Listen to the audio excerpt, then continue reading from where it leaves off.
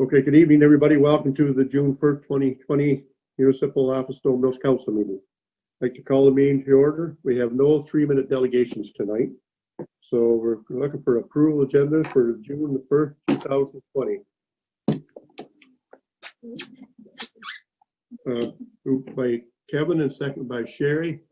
Do we have an addendum, Kevin, with Kevin, you here? Yep. What's that? You wanted to have a conflict on something? I wanted to do that before the agenda's passed. Oh, yes. On 8AI, conflict of interest there.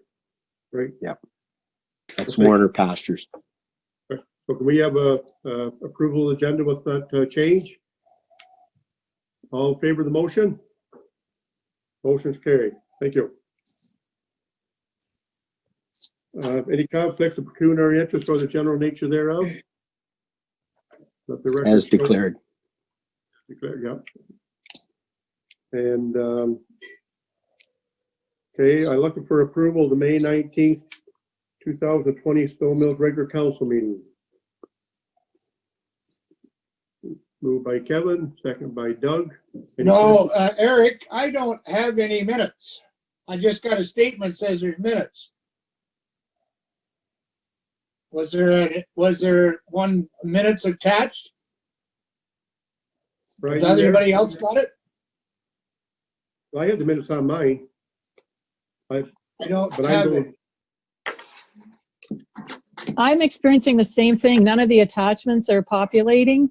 I'm gonna just X out of my laptop and come back in and see, because I had them a minute ago, so I don't know where they've gone.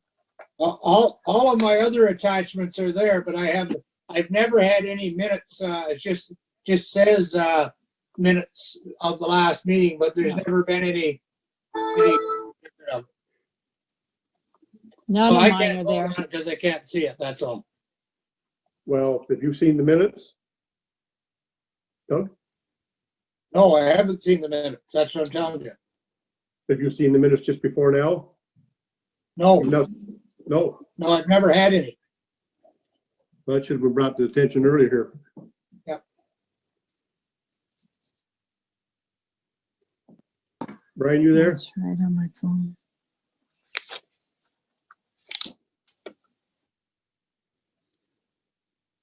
Did you get a hard copy today or no? No. I'm just on the website. So they were never on your website. Nope. Your worship, if you wish to pass through this item, I will repost. I've got them on my screen. I'll make sure that they're available for council members to view. We can review them in verbatim if you wish. So you want to come back to them? That's fine. Yes, please. I'm just going to make sure I'll repost just to make sure there's no issues. Okay, so so in other words, we'll pass the minutes when everybody has a look at them. And then we'll go on to the delegations and deputation. Is that what we're saying? That's correct. Okay. All right, we're going to move that. And the first of the delegations, we have a letter from Robert Storing regarding the proposed intensive livestock site plan agreement. Has everybody got this in front of them? Yep. Okay, any questions around that letter? Go ahead, John. Well, it expresses a deep concern that's out there, particularly about property values, and it may be a legitimate concern. I know Robert has submitted by email some situations from 23 years ago in Alberta, where their version of the Municipal Property Assessment Corporation reduced people's taxes because they felt that the values of those properties had been impacted by proximity to a large livestock operation. Whether the same thing will apply in this situation, if the proposal goes through, we don't know. It's good to take into consideration Unfortunately, there is no mechanism in law that I've been able to find out, and I've certainly inquired, that we can deny an application based on what might happen to property values. But I respect it as an expression of the concern in the community. Thank you. Anybody else have any comments on that letter? If not, go ahead, Wanda.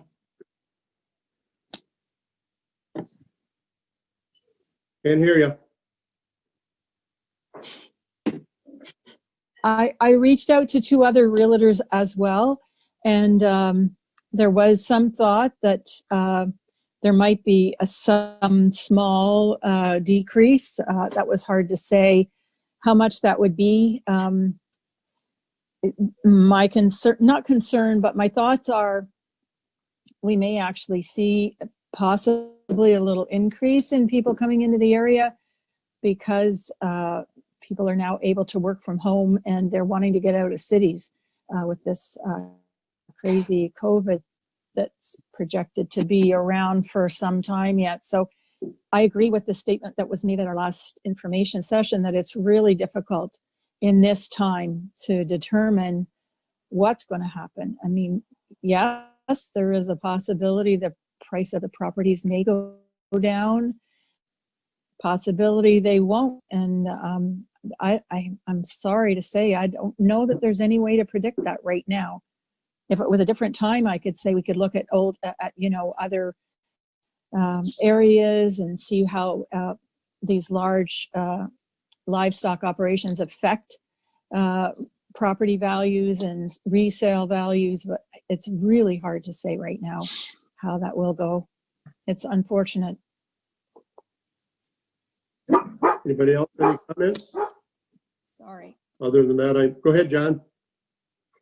Yes, just a procedural matter. I would request that everyone mute their mic when they're not talking unless they're certain there's going to be silence in the room. We've got some dogs barking and I don't know what else. Okay, so I'm looking for, if there's no more comments, I'm looking for a motion to receive Robert Storing's letter regarding the livestock plan agreement. Moved by John, second by Debbie. All in favor of the motion? Motion is carried.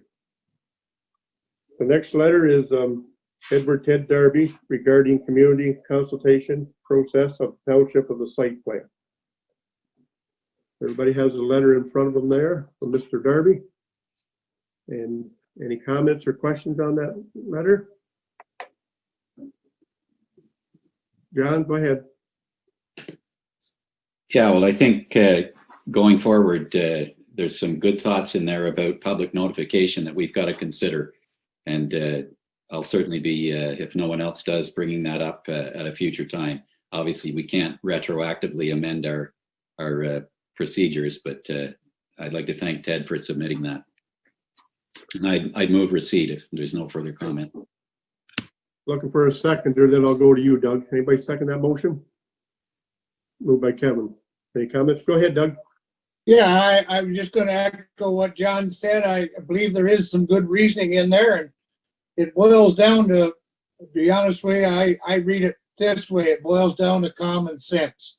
An issue that's not involving multitudes of people doesn't require as much public input as one that's right on the edge of a village. So I believe, like John said, that there's something in here that we should look at that would help us in similar situations in the future. And I would support that. Any other questions? Comments? So we have a motion on the floor to receive the letter from Mr. Derby regarding the Stone Mill site plan approval. All in favor of the motion? Motion is carried. Number 3 letter is from Tracy Asseltine pertaining the proposed intensive livestock site application. We all have that letter in front of us.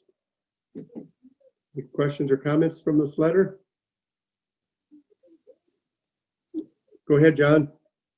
Yeah, well, Tracy's expressing concern about water quality and quantity. I believe in the conditions that have been applied to the building permit, the hydro G test will be done in the summer at low water time.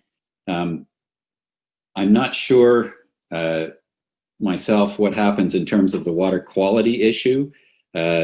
Contamination was detected in some test wells, and I believe the letter from TEDC, Tamworth Erinsville Community Development Committee, also asked those questions, and I don't think we can answer them at this time. That's going to have to be reviewed. Any other questions about Tracy's letter? So I'm looking for a motion to receive the letter. Moved by Sherry, second by Wenda.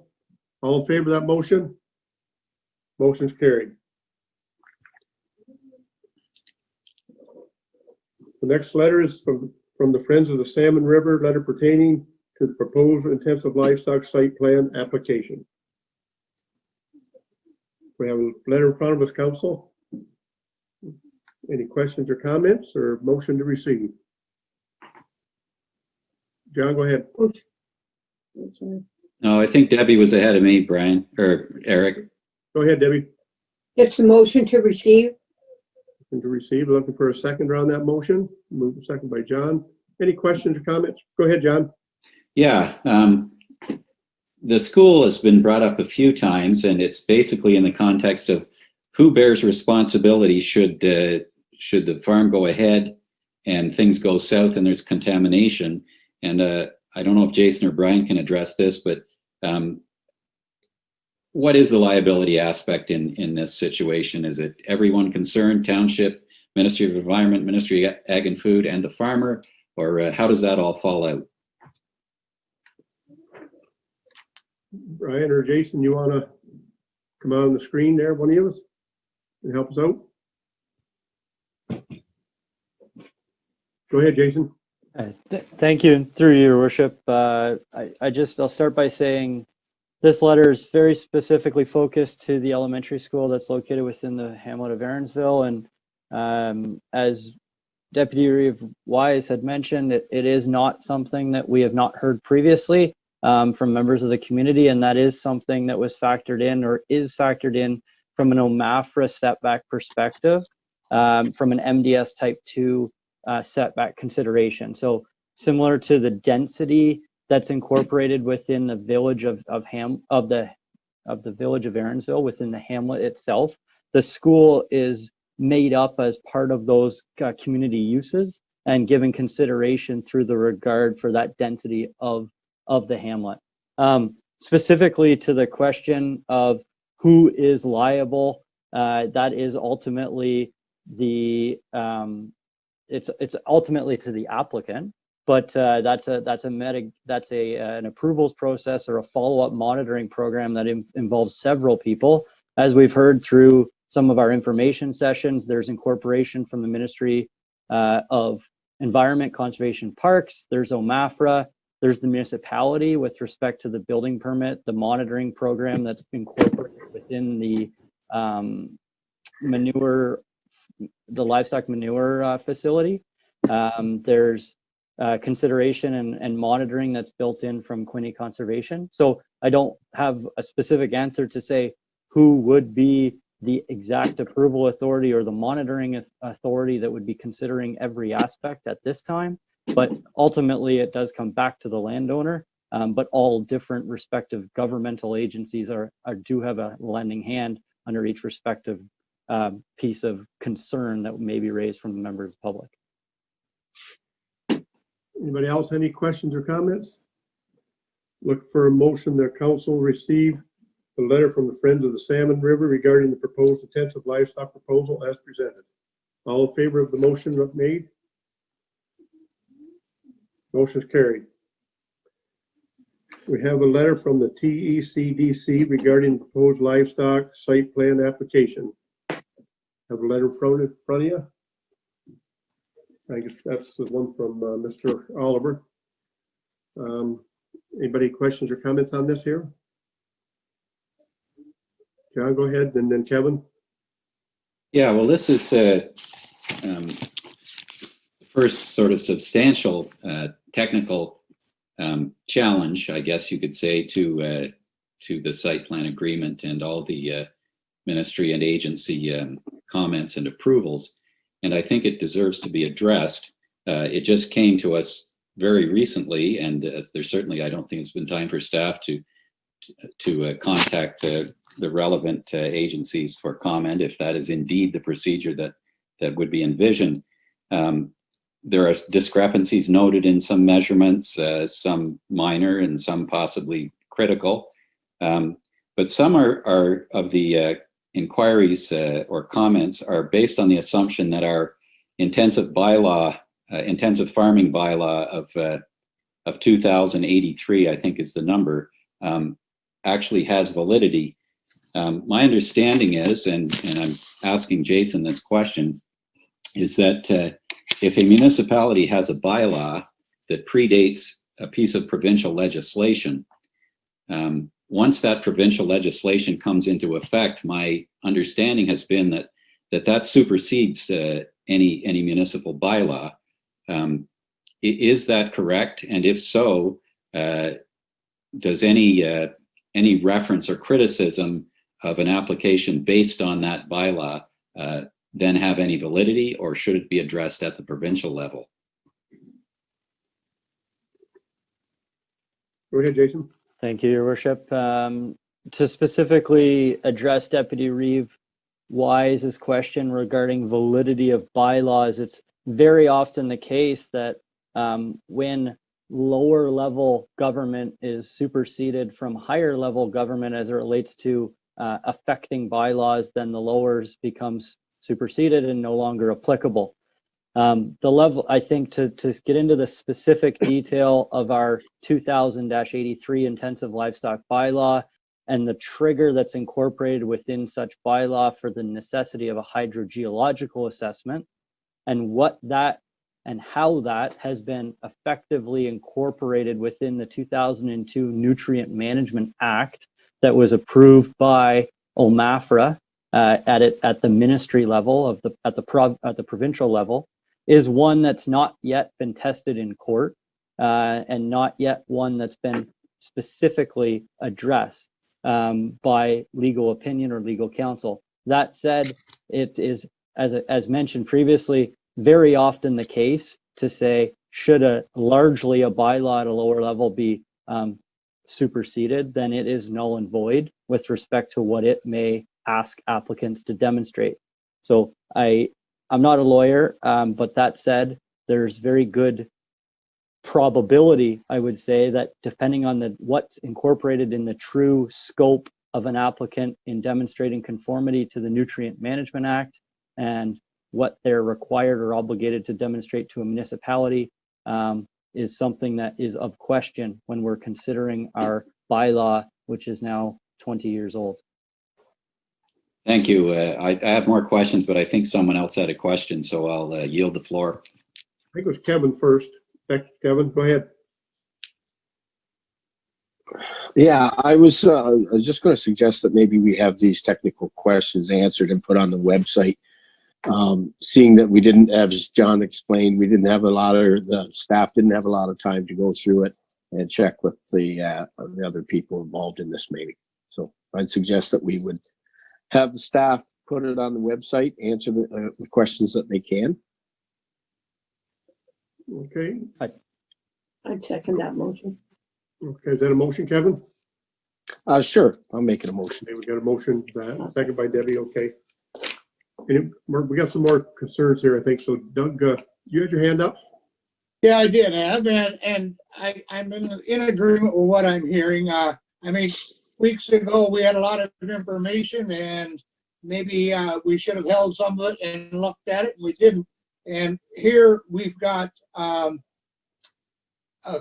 composition of a number of questions that was put together by ratepayers, concerned citizens, who are concerned to see things proceed in a proper fashion. And I think also for the developer wants to make sure, I would think on his behalf, their behalf, that he doesn't want any hiccups in this process either. So I think we should take the time to answer these questions, to be quite honest. I would agree with that. When did you have I don't something? think there's any reason to rush. We should get the staff to answer. Okay, we have a motion on the floor. As soon as we get a few questions done, then we'll pass the motion there. Go ahead, Wenda. Can't hear you, Wenda.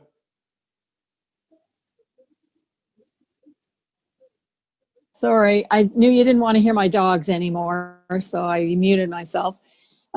Just wondering if Jason was comfortable in answering any of the non-technical questions today in this letter, or if he wants to answer them all collectively together on the website.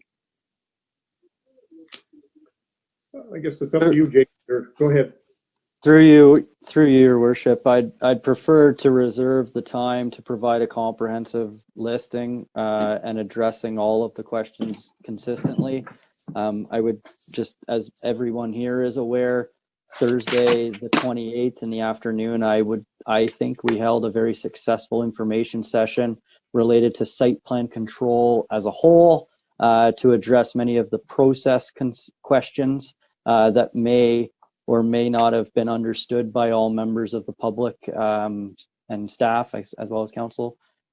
So although they may not have been specific to the proposal SP04 2019, the most recent Slack Family Farms proposal, we will be able to tie into some of the correspondence and information that was received through that, but also ensure that we put together a comprehensive list for all members of the public to this and post that to our website. Absolutely. Okay, fine. And Kevin, you made the motion there. Can we put that motion too, that we received the letter from Mark Oliver, TDC, regarding the livestock application, all in the same motion? Okay, fine. Everybody in favor of the motion? Okay, everybody in favor of the motion? Motion's carried. Thank you. Brian, are we ready to go back to do the approval of the, let me see, the May 19th minutes of the last meeting? Are we at that stage yet? Your worship, the minutes should be loaded.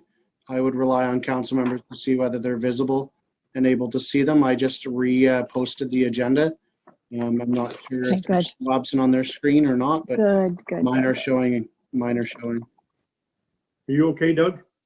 Yeah. I'm just going in doing, I think they're there. I just had to go close it out and go back. Yes, they're there now. I haven't run through them yet, but I've got them. Yep.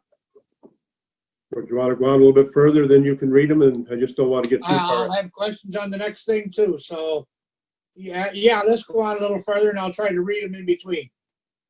Okay, so we're going to have the staff report from Manager of Planning, Deputy Clerk Sands. And we're looking at request for a draft plan of that's the wrong page. Yep. Request for draft plan of subdivision extension Warner pasture. Sorry, your worship, we missed item 6A. Oh, sorry, just a minute. I got the papers here. Oh, sorry. Yeah. Okay, we'll go back to the bylaws resolution. Backyard hen bylaw proposed draft. Who's gonna go with that? I would guess Jason. Go ahead, Jason. I thank you, your worship. I'm actually gonna toss this one to CAO Brooks to introduce the issue, or not the issue, sorry, the item. And I'm happy to jump in and provide any technical clarification and or assist through the process. Go ahead, Brian. Your worship, previous to the last council meeting, staff and management have been working on proposing a backyard hen bylaw that would be suitable to what we believe conforms with the urban and rural matters that are inside of our township. We heard at the last council meeting and slightly before a concern with the ability to keep hens on individual properties that may not meet the 10-acre requirement inside of our township. We drafted a bylaw similar to that of other municipalities that we believe still maintains the integrity of the intent of our zoning bylaw, which allows for urban hens, if you will, in the hamlet area of a smaller nature, and then those that are outside of the area not holding 10 acres we've drafted what we believe to be a reasonable amount for more than a personal amount of hens on an individual property. So we've tried to capture, I know that there may be discussion, and which is the reason we're asking for only first draft unless there is consensus on the number. We are very confident that the number inside a hamlet is relatively accurate and reasonable based on close proximity to neighbors. The number that we suspect to garnish some conversation is 18 outside of a hamlet. And we want to make sure that there's not a full-fledged poultry operation with some of the rural properties that do have close neighbors. One of the concerns that we would ask council to consider with the number of hens that are permitted outside the rural area is just the sheer nature of some properties are set back further than others. And so it's not continuous land where my house is right beside yours. They could be in front or behind as you get outside of the hamlet areas. So there's a little bit more flexibility where people choose to build their home or have their home located off the road. So we bring this forward to you this evening, council, for at least review and consideration as to how it applies to what we want as an urban or a backyard hen bylaw. Okay, council, we have a bylaw here in front of us, or I think, Doug, go ahead. Okay, I was just, Jason had his hand up ahead of me, but I was just gonna comment on it. Anytime you try to regulate anything, you always, in my opinion, miss something. And I was gonna question meat hens. Are they considered in that 18? Because a lot of people will grow 24 meat hens, which they grow for 10 weeks and then kill. And there's nothing here for that. And a lot of the rural properties, are 3, 2, 3, 4 acres. Today, they're pretty good size. So that was one question I had there for Jason, but Jason was up ahead of me. Or go ahead, Jason. Thank you, Your Worship. Before I jump into that, I'll just, to Councillor Davidson's question, a hen as defined in the draft bylaw means a domesticated female chicken that is at least 4 months of age. So that's what the definition has been incorporated within the bylaw for that of a hen. In addition to the commentary and introduction of CAO Brooks, I just wanted to provide an update to council. It's a bit of an unorthodox time, as we all know, presenting draft bylaws to council via Zoom and not having public opportunity in an open house forum to provide with information that they regard as of pertinence in moving up and bylaws forward. So since Friday's publication of tonight's agenda, staff, specifically myself, I've received 4 letters specifically speaking to this item. And I just wanted to briefly highlight those 4 at this time for your consideration. I think they're all very good from alternative perspectives in feeding into what we are considering and what we are having as a discussion. So I'm not going to read them verbatim, but the short of the bylaw that's been drafted incorporates the inclusion of 6 hens within a hamlet as defined in our township official plan, as well as the permission of 18 hens on a subject property outside of a defined hamlet according to our official plan boundaries.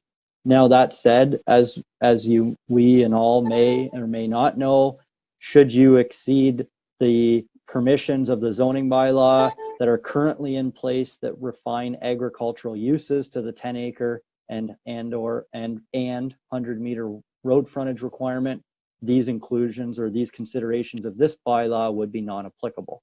So just to provide that as clarity, there was some confusion in the public to speaking to when this is applicable and when this bylaw would not be. So the first piece of communication that I received was that it was specifically asking what it meant for outside of a hamlet boundary. So that clarification was provided. Secondly, staff have been criticized for copying and pasting a City of Kingston bylaw. I have mentioned this to members of the council. I've mentioned this to the WIG standard through an interview, that I used to historically have worked in the city of Kingston, was familiar with that bylaw and did work on that bylaw at the time. So I wouldn't suspect there's a massive surprise to staff or to council that I'd look to fall back on some of the work that has been done in other municipalities. I do want to provide clarification as it relates to an exact copy and paste. I would, I have concern with that being the perception of our bylaw that we've drafted for your consideration for first reading tonight, in that the numbers are substantially different. The consideration of where a property, where a coop may be located on a property is different. There's no annual fee associated with obtaining a permit for such the keeping of hens on a subject property within the Township of Stone Mills. And there has been, I would say, a more rural-based focused on our consideration given to this bylaw than what you would see in that Kingston context. So albeit there are similarities, there are some substantial changes that have made it more rural focused and applicable to our demographic, parcel demographic here. Further to that, I received a couple pieces of correspondence and had a very good conversation, I would say, with a member of the public who is also lives in the Township of Stone Mills, but was a part of the passing of the bylaws in the city of Kingston, to provide some insight into their workings and nuances at that time, 2-3 years ago. And what we somewhat concluded, and I don't want to put words into this gentleman's mouth, but that there was more consideration that needed to be done within the Township of Stone Mills above and beyond backyard hens. You know, I think we're going to get into conversation moving forward tonight as a group to relating to, well, what about guinea hens, or what about ducks, or what about the one pot-belly pig that somebody may want to have on their parcel? And those are all great conversations and great considerations. This bylaw that's presented to you tonight is limited in its scope. It is a specific backyard hen bylaw that pertains to urban agriculture from a hamlet perspective, and broadens it slightly so that it's also an inclusion within our rural area within our municipality. It's one that works to create sustainability and assist families in something that has been deemed and proven to work elsewhere, to not consider an effect from a negative perspective, a significant land use incompatibility concern. When we start getting into conversation as it relates to the definition of agriculture, it becomes very challenging. You know, many of you are aware, how does haying a hay field with a disc bind differ than cutting a lawn with a zero-turn lawnmower? Well, really, there's not maybe that much of a difference, but one would be considered agriculture and one would not be. Whereas now when we look to differentiate animal type under that broad definition of agricultural use, we could talk and talk and talk in circles about the different considerations that should or shouldn't be included, and what the minimum parcel areas are, or what the minimum setbacks ought to be to consider land use incompatibility and compatibility. So that was a very good conversation that I had with a resident, and I think we concluded that there needs to be consideration thought to the way we define agriculture, to the permissions that we have, and the minimum setbacks and areas that we can incorporate within our zoning bylaw here at the township. And that is something that I had mentioned that I was aware of and we wanted to give consideration to. I just wanted to ensure that those of you on council and members of the public were clear in that what's being presented is not that holistic review. It is limited in scope to backyard hens. The final, so just to relay on to that conversation, and we've had the conversation at the council level previously, guinea fowl or guinea hens are ones that are very good in combating the tick issue on parcels. This gentleman has provided confirmation that no guinea fowl should be permitted within a hamlet on any size parcel within a hamlet because of proximity. However, outside of a hamlet, even on an undersized lot such as an acre, it should be permitted.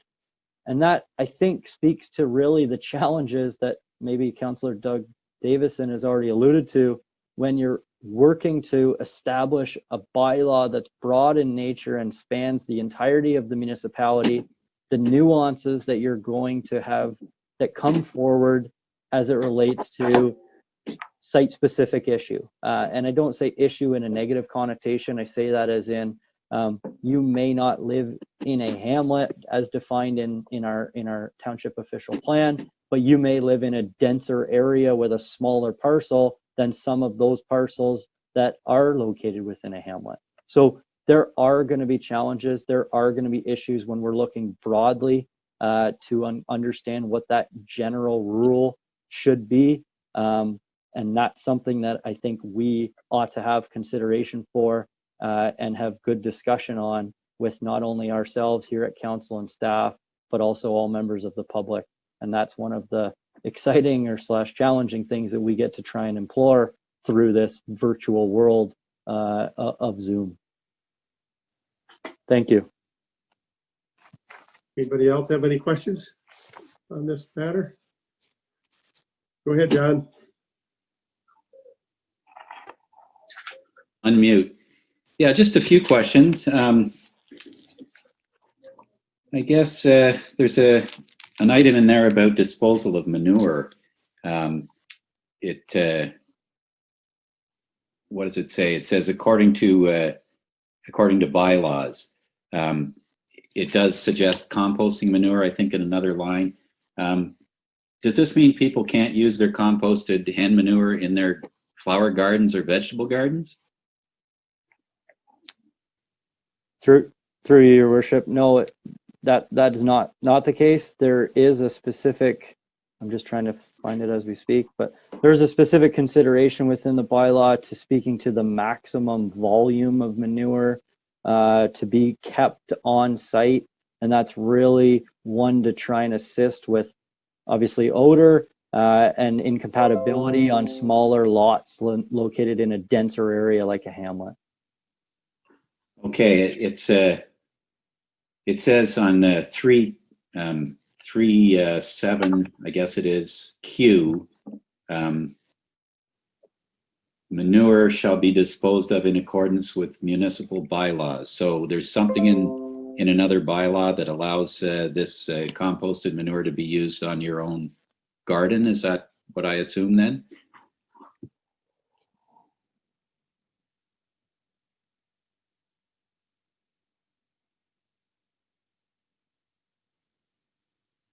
Sorry, guys, I'm just looking for that Yep. section, right? Yeah, 3.7Q, Jason. Stored manure, sorry, through your worship. Stored manure shall be kept in an enclosed structure such as a compost bin in accordance with compost regulations, and no more than 3 cubic feet shall be stored at any one time. And the next manure one, shall be disposed in accordance with municipal bylaws. yeah. So that means those bylaws would allow you to use it in your own property. Yeah, we do not, to my knowledge, have a standalone bylaw that prevents anyone from spreading or using manure on personal gardens. Nor should we. Okay, that's good. What else was I looking at here? I had a couple of notes. Oh yeah, when a hen expires, disposal of the corpse should be done at a livestock disposal facility or through a veterinarian, I think it says. I didn't write it all down in detail. So what do people do when their dog dies? They usually go out and bury it in their backyard if they've got room.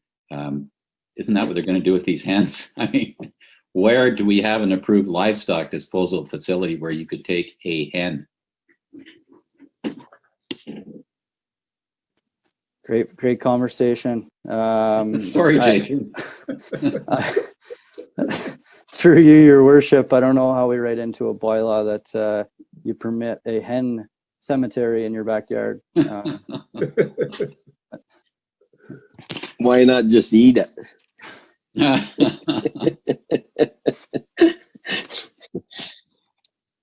mean, I'm not too concerned about this, but you know, if you get a nuisance complaint where someone with a vendetta says, I saw my neighbor burying a hen in his backyard. He didn't use an approved livestock disposal facility. I'm just wondering if it wouldn't be better just not to have this clause in here at all. I don't know what other people think. I agree with that. Yeah, people will just, That'd people be will like me dispose of and shit it. in my composter. Yeah, I would Any other agree. questions? Comments on this bylaw? Go ahead, Brenda.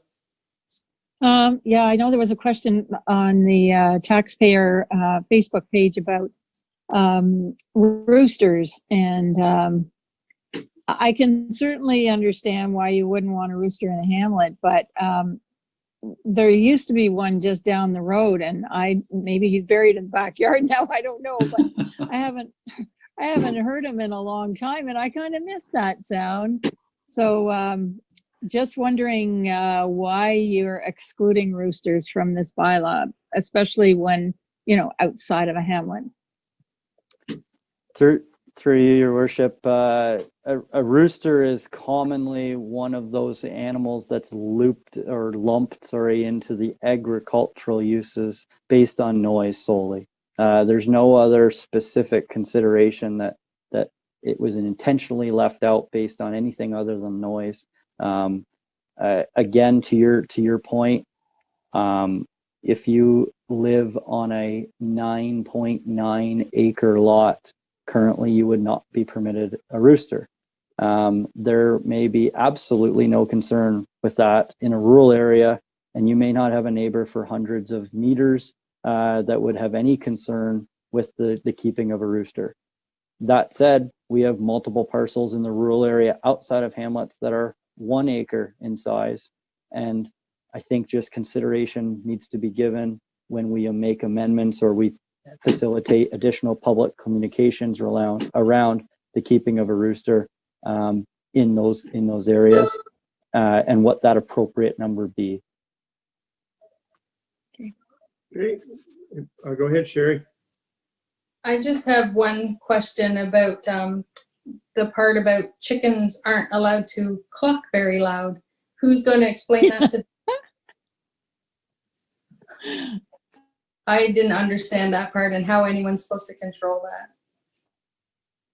Through your worship, great comment. We're living and breathing that right now through our noise bylaw considerations and updates. So how we assign a noise level, not to say this is what needs to be included here, but in the world of bylaws and providing regulation around noise, it often comes back to decibel levels. So that's a consideration that can be removed from such a bylaw as this, and reverted back to a noise bylaw concern if that's where somebody wished to go. That I don't have another good rationale or reason as to how we're going to limit somebody's definition of a nuisance compared to another's. Okay, Wendy, you had your hand up? Yes, just you've described what a hen is, but typically people will get these little chicks and they'll raise them up for a few months, and then I think they're laying within 12 weeks. But so this bylaw would preclude somebody from getting chicks, not ticks, chicks. Because you specified that a hen is 4 months old. Yeah, so we, through you, your worship, we amend the definition to be more in keeping with the raising of animals to ensure that the lower or the younger chicks may be accommodated on site. I don't see an issue with that in any regard. Okay, thank you. Go ahead, John.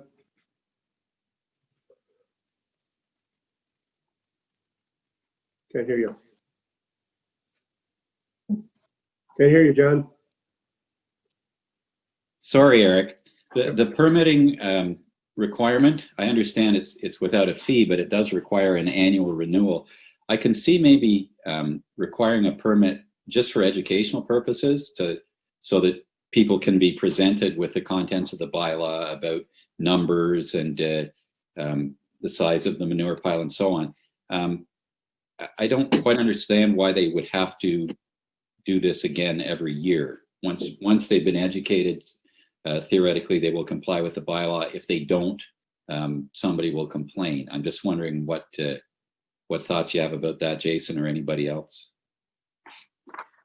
Through your worship, I can start to provide the rationale I had as opposed to anybody else jumping in, or please do after. It is exactly to Deputy Reeves Rice's point or consideration of providing education. And one of the, although there's not an annual fee associated with renewing your or a fee to initiate your keeping of hens, is one for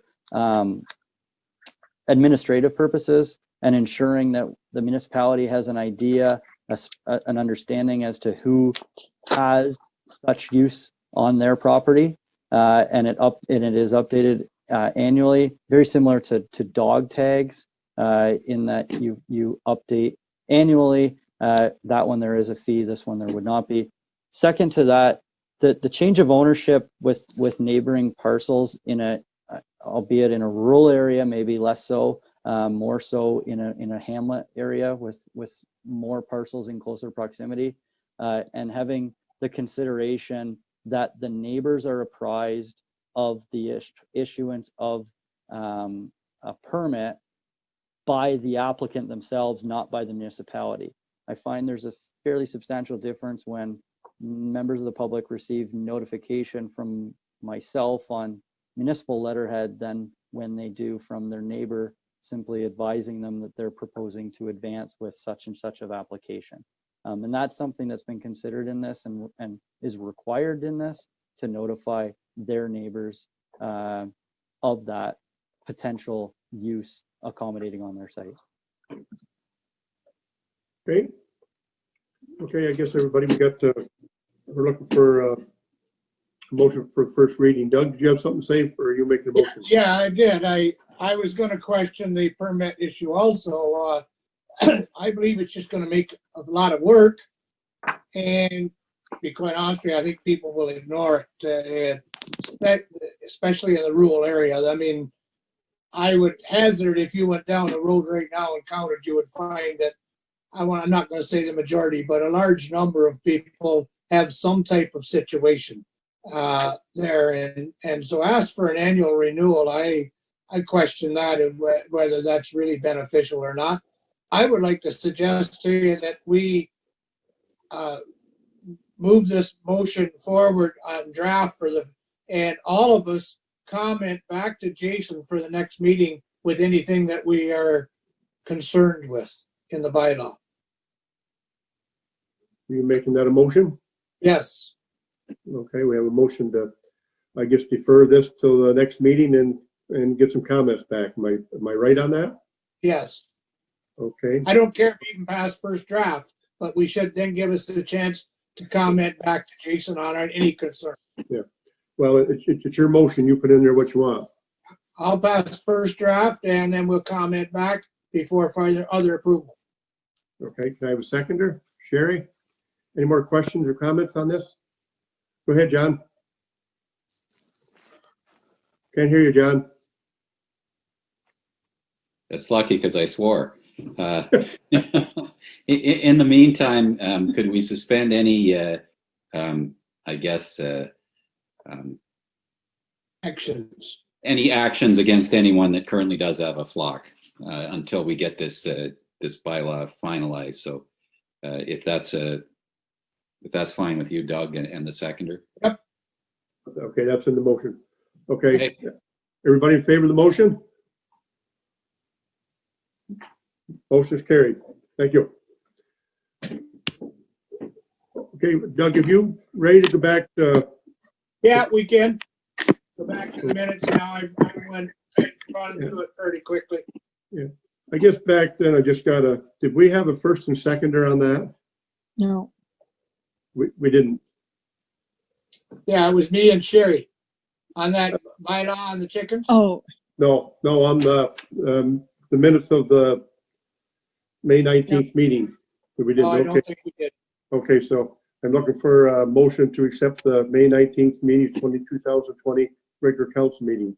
Just a procedural question, Mr. Reeve. Go ahead. I effectively was not a participant in that meeting, although I may have appeared to have been. And I'm just wondering, Brian, should I be voting on these minutes or not? Go ahead, Brian. Deputy Wise, you may vote on the motion. You should not move and second the motion as you are not in attendance. Thank you. So I'm looking for a mover or second on those minutes. Moved by Kevin, second by Sherry. Any questions or comments on the minutes? All in favor of the motion? Motion's carried. Thank you. And now we'll step up to Manager Planning Deputy Kurt Sands. Request for draft plan of subdivision extension, water pasture. We have the in front of us. Anybody got some comments, or do you want to go ahead, Jason, first? Thank you, Worship. I can provide a 3-minute overview very quickly on what we are speaking to. So staff here at the Township of Stone Mills received communication from L&A County as it relates to the Warner Pasture subdivision that has previously received draft plan approval. The request from the county is to extend the draft plan conditions for another subsequent 3-year period to allow for the applicant to continue working to clarify and clear those conditions that are required to be completed and work towards final plan approval. The reason and rationale for this coming from the county is that the approval authority for site subdivisions in the Township of Stone Mills does not rest here with us, rather at the county and ministry levels. So this, from my understanding, this application has received draft plan approval extension previously. Most recently, it was done in 2017, and there were no requested conditions to be amended at that time. Staff are seeking to continue with that same avenue forward, in that we advise that there are no concerns from a municipal perspective in the applicant extending. Should the applicant not successfully extend the draft plan conditions to beyond this requirement, they would essentially lapse and lose their draft plan approval that was in place.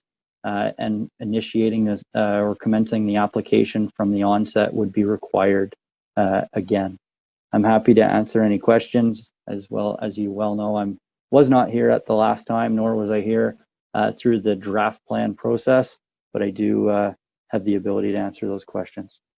Thank you. Any questions for Jason? Go ahead, John. Yeah, thanks. So Jason, if it is now the county that determines whether this subdivision would actually go ahead or not, and sort of take over on approvals and so on, why do we now have any say at all in whether we extend this this period? Through your worship, to be as respectfully and politically correct as I can, we're being apprised of their desire to extend. For an agenda item, it's not required that the Township of Stone Mills provide confirmation. It will be decided upon by County Council. It was completed in 2017, and it was more of a due diligence or an information piece for Township of Stone Mills Council to consider. So there's not actually a recommended motion or anything here. Because it's accompanied by a letter from Ministry of Environment, Conservation and Parks, suggesting that the condition that Stone Mills originally imposed on this subdivision, that it only be partially developed until, and once that partial development took place, then there'd be water testing, and if the water testing was acceptable in quality and quantity, then the remaining lots that were held in abeyance could go ahead and be developed. The comment from John Pana at MOECP is that he believes that because the number of lots was reduced from, he says, 35 to 25. Well, in fact, it was 49. Anyone who was here at the time, I think, remembers that, to 25. So he doesn't have that right. I would like to see that condition remain in place, but I guess you're basically telling me that that's up to the county to decide. Is that correct? Through you. Yeah, largely it's up for the county to decide based on the draft plan conditions. That said, draft plan condition 28, it's also attached for your information. It states that essentially lots 1 through 18 in phase 1 may advance. For the applicant to proceed with lots 19 through 25, which would quote unquote be phase 2, additional hydrogeological work would need to be completed in advance of receiving that approval. Okay, anybody else, any questions? Go ahead, Doug. Yeah, I reviewed this today, and in fact, it's been extended. This would be the third time. I believe it was 14, it was extended, and 17, and the conditions have been exactly the same every time. So there's been no request by the developer or the proponent to change it or anything. It's just to extend it so that while they continue to work on whatever it is that they're doing. So I would say that our comments would be positive. We'd be willing to extend it, and I would move that. Moved by Doug, seconded by John. Or do you have a question, John? Well, I wonder if Doug would include in the motion that we see no reason to change the conditions. My motion, okay, my motion would be it's approved with everything that's there now. Nothing changes.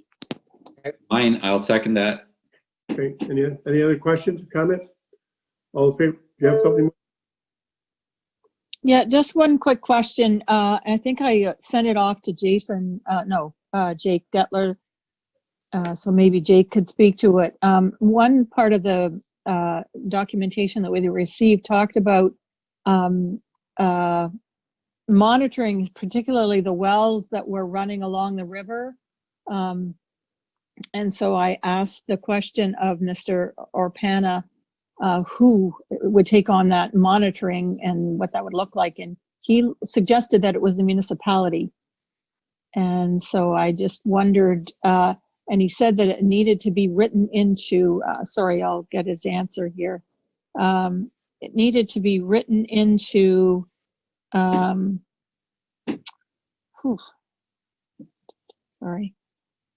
into the subdivision agreement. So I was wondering, is this something that we can, that we would take, because everything else seems to be coming from the county? Is this something that we're going to need to be looking at, that Jake would have to be attending to that agreement, that subdivision agreement, and then monitoring those wells, the ones along the river in particular, in a slightly different manner? Did you there, Jake? Go ahead.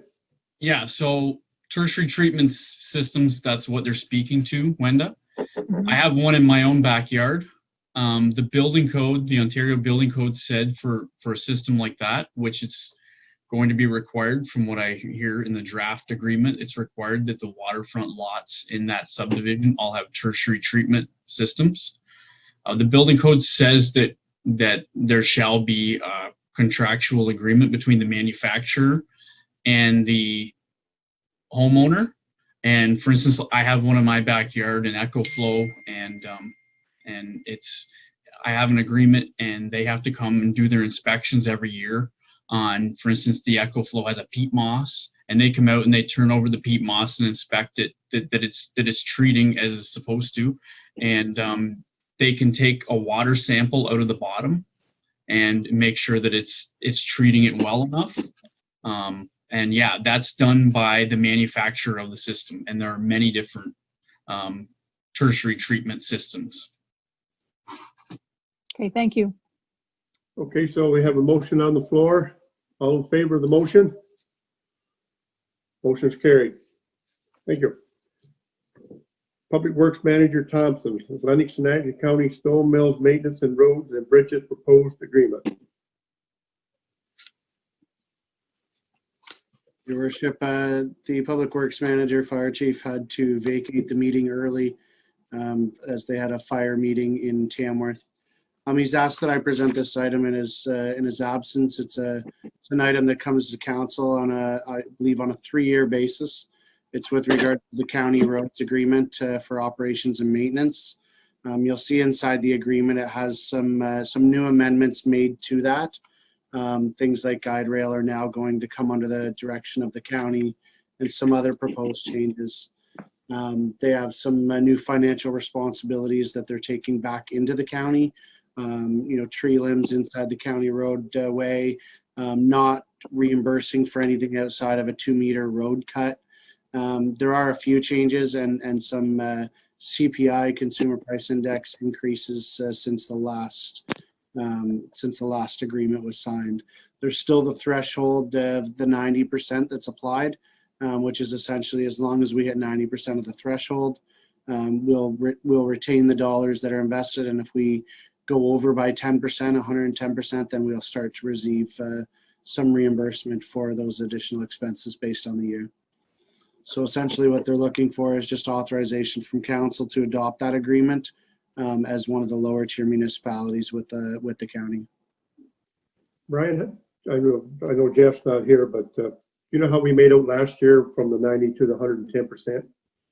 I don't know off the top of my head. I know we were inside the 90% threshold. We didn't return. We didn't receive additional. Our treasurer is here today. She may have a better indication. In fact, I think she's looking at completing the performance measures. I always work a year behind, your worship. When I say that our last year is getting finalized this year as part of the audit the year before, we've never had to return funds. We've never had to request additional compensation. So the agreement is pretty close at the amount per kilometer.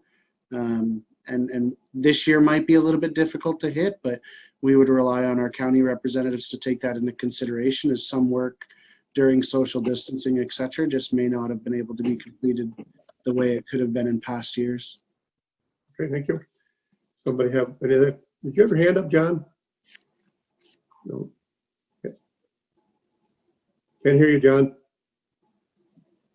Sorry, Eric, that we received the report and approved the agreement. Moved by John, seconder by Sherry. Any questions? All in favor of the motion? Motion is carried. Okay. So we're going down to items for information and to stop the pig farm Erinsville petition. The council, go ahead. Sorry. We have that there in front of us. Am I on the right page? Yeah.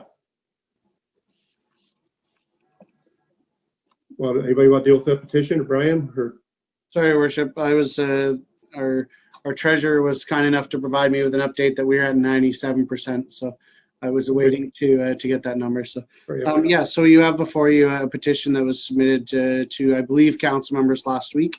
It was a late addition to the agenda as I was not in receipt of a copy of it, but we added it to the agenda today for inclusion of council. I believe it has over 600 signatures pertaining to the proposed hog farm west of Erinsville. anybody want a question or comment or just to receive? Go ahead, John. Yeah, I'll move receipt, and it's stating the obvious to say that this petition is reflective of a very vocal and concerned segment of our community, and I respect their concerns. I think the process is trying to address those concerns. I know it won't satisfy a lot of people. I would also point out, though, that I counted the number of actual residents who signed this petition. It was in the neighborhood of 150. I realized that there are seasonal residents who would have other addresses, but we had a lot of comments simply from animal rights people as far away as India, Turkey, the southern United States, all over the world. So you have to keep things in perspective, and that does not diminish in any way my acknowledgement of the concerns of residents, both seasonal and permanent. Go ahead. John made a motion, second by Kevin. You have something to say, Kevin? No. Okay. All in favor of the motion? Motion is carried. New business and statements for members. Go ahead, Kevin. I'd just like to acknowledge the loss of one of our businesses due to maybe something to do with COVID-19. Maybe it was Bonnie at the cafe in Camden East had to shut down. So it's sad to see her leave us, but I just wanted folks to know that. Thank you. Anybody else, anything? Brian, anything under new business for you? Your worship, I wondered if you might ask for an update just with regards to information pertaining to the application. Earlier this evening, we had the closed session meeting. Do you wish to have us provide some update with regards to the report, et cetera, at this time, or? Well, I think it would be, we had a closed session there, and I think some things were talked about that the public should know about in regards to that. So if you want to go ahead on it, and I think council has a pretty good idea where we're at, but I think you should go ahead and let the public know that people are listening here. Okay. So late last week, we had our information session with regards to site plan controls, which was completed in a generic format as to not identify just a single application, but better educate the community on site plan control process. During last week, we heard a lot of number of complaints with regards to hydrogeology and the potential impact of failure and what could be what could be catastrophic to the area. Prior to this evening's council, we provided a draft feedback from a second peer review that we had completed to ensure and to support our planning staff's consideration regarding hydrogeology. So council are at least aware in verbal format of a secondary review from XCG, which was a peer review that would allow essentially our planning staff to have comfort in the hydrogeology and to support council's position of approving that application based on sound hydrogeology position. So we wanted to make sure that the people were aware that we completed a second report. Also, we wanted to maybe speak to the community and just let them know of a separate alternative that council is dealing with as far as what could have been completed in an application form that would have limited council's participation in any form. So certainly as part of our bylaws, the intensive livestock and site plan control, our bylaws kick into place once we exceed the 100 NUs. There is a situation where this applicant could choose to reduce his original proposal to get below the 100 and then start his nutrient management strategy after as part of an extension that would limit council's ability to have any sort of input or any sort of conditions into this process. So we wanted to just make sure that the council was aware of those possibilities and the fact that a smaller operation could supersede what we've set out as site plan control, and making sure that that the community is aware that we're working through the site plan control process to ensure that we are speaking on their behalf and trying to implement hydrogeology concerns and well testing and really just making sure that the area is protected. So we provided that to you earlier in an education session, and I just wanted to make sure that that was also publicly shared, after which time we had a chance to review that with you as council and make sure that the public's aware of that potential loophole that could take all consideration off of council's lap. If there's any other questions or anything that I failed to mention, I'd be happy to fill in those holes, but I do believe that the approval of the site plan control is the best way to go, and certainly something that will allow council to continue to monitor this project as it goes forward. Thanks, Brian. That was very well put. Anybody And the council have any comments on this? If not, we will move on. Sean, do you have something? Well, just that I think some people out there are probably scratching their heads and wondering for a practical example with numbers of how that would go forward. I'm not asking Brian to get into that tonight, but if we could have something written up, Brian, Sure. that could be posted on the website, and then we can get public feedback on something that's tangible, because you kind of said a mouthful there. Sure, So- and I'll try to elaborate on that piece specifically before we write Deputy Reeve Wise. And by simply reducing the application size to a smaller amount of livestock and adjusting their plan would negate any sort of approval from the township.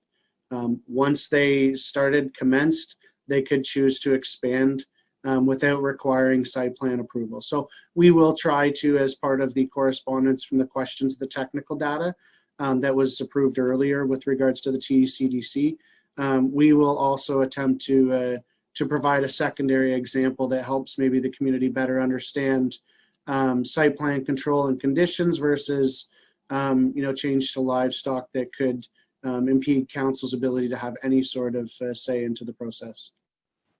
Thank you. Any other statements from members? Go ahead, Debbie. I'd just like to acknowledge the Stone Mills Fire Department for the job well done on the weekend in support of a local family and the challenges. And it was great to watch. And if anybody's interested, there's an amazing video on the website now. And thank you, Stone Mills Firemen. Job well done. Thanks, Debbie. Go ahead, John. And I don't know if the public has noticed, but we finally have a user-friendly website. And I didn't realize it was coming. I knew it was coming imminently, but when I logged on the weekend, I was pleasantly surprised. It takes a couple of steps to get to the agenda, but you can get there, and it's a lot more intuitive navigating that website. And I'm glad we've got past the old one. And I'll just follow up on that. I've had some good comments too from up there. So thanks, John, for bringing that forward. When did you have your hand up? Then I go to Doug. Can't hear you, Wenda.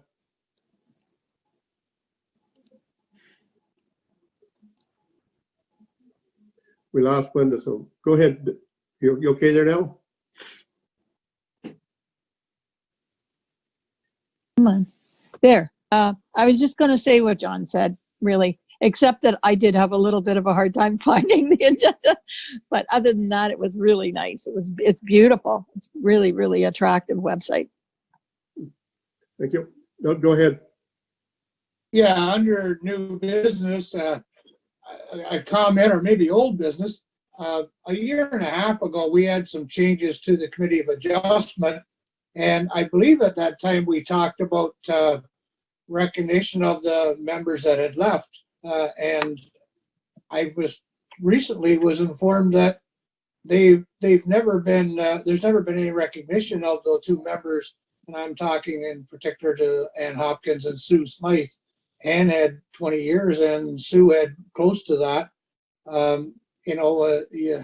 People do volunteer to do things, but they like to be recognized afterwards. And even though it's a year and a half late, I think we should do something for them. And I'll leave it at that so that maybe there can be some behind the scenes discussion on what it should be. But those two people, I believe, should be recognized for long term. Okay. You got that, Brian? I do, Your Worship. Thank you. Anything else? Okay, we're going to have the confirming bylaw. Moved by Kevin, second by Debbie. All in favor? Motion to adjourn. John, Wenda. All in favor? Yep. Good night, everybody. Thank you. Good night.